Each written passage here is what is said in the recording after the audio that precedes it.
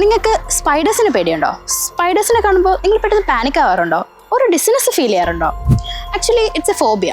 It is called arachnophobia. നമ്മുടെ കുട്ടിക്കാലത്ത് നമ്മുടെ മുതിർന്ന ഏതെങ്കിലും ഒരു വ്യക്തി നമ്മുടെ ഫ്രണ്ടിൽ നിന്ന് പാനിക് ആവുകയാണ് സ്പൈഡറിനെ കണ്ടിട്ട്.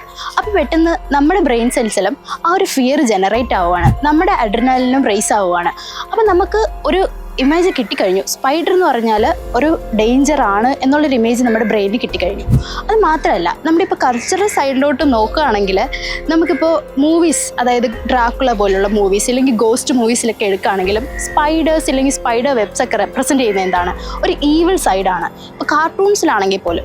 അപ്പോൾ നമുക്ക് ബേസിക്കലി ഒരു ഐഡിയ ഉണ്ട്, എന്താണ് സ്പൈഡേഴ്സ് എന്ന് പറഞ്ഞാൽ ഒരു ഈവിൾ സൈഡാണെന്നുള്ളത്. അപ്പോൾ നമുക്കൊരു ഫിയർ ജനറേറ്റ് ആവുകയാണ്, നമുക്കൊരു ഡേഞ്ചർ സിഗ്നൽ എത്തിക്കഴിഞ്ഞു നമ്മുടെ ബ്രെയിനിന് വേണ്ടി. അരക്നോഫോബിയ ഒരു ഇൻറ്റൻസ് ഇറാഷണൽ ഫിയർ ആണ്.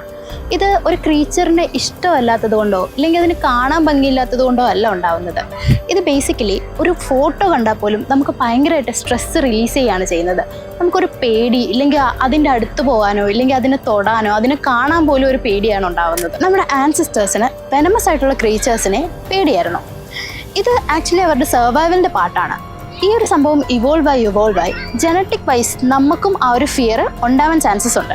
നമുക്കിപ്പോൾ പെട്ടെന്ന് ഒരു സ്പൈഡറിനെ കാണുമ്പോൾ അതിൻ്റെ അപ്പിയറൻസോ ഇല്ലെങ്കിൽ അതിൻ്റെ മൂവ്മെൻറ്റ്സോ അതിൻ്റെ ഒരു വെബ് പോലും നമുക്ക് പെട്ടെന്നൊരു പേടി ജനറേറ്റ് ചെയ്യാം. നമുക്കൊരു ആൻസൈറ്റി ഉണ്ടാക്കാം, ഇല്ലെങ്കിൽ നമുക്ക് പെട്ടെന്നൊരു സ്ട്രെസ്സ് വരാം. നമുക്ക് അരക്നോഫോബിയ ട്രീറ്റ് ചെയ്യാവുന്നതാണ്. നമ്മുടെ CBT, എക്സ്പോഷർ തെറാപ്പി പോലുള്ള തെറാപ്പീസ് മൂലം നമ്മൾ ഈ ഫോബിയ മാറ്റിയെടുക്കാൻ പറ്റുന്നതാണ്. ഇതുപോലുള്ള ഇൻട്രസ്റ്റിംഗ് ഫാക്റ്റായിട്ട് ഇനിയും കാണാം.